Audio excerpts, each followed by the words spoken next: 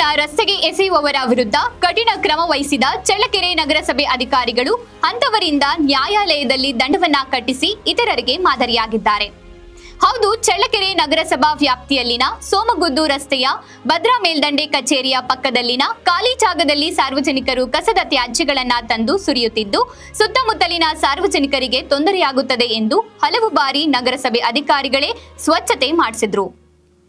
ಆದರೆ ಕೆಲವರು ಅದೇ ಹಳೆ ಚಾಳಿ ಮುಂದುವರಿಸಿದ್ದರಿಂದ ದಂಡದ ಮೊರೆ ಹೋಗಿದ್ದಾರೆ.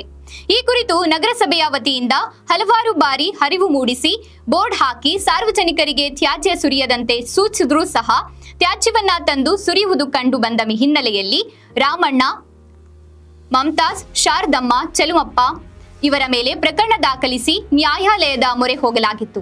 ಅದರಂತೆ ನ್ಯಾಯಾಲಯದಲ್ಲಿ ತಲಾ 50 ರೂಪಾಯಿ ದಂಡ ಕಟ್ಟಿದ್ದಾರೆ.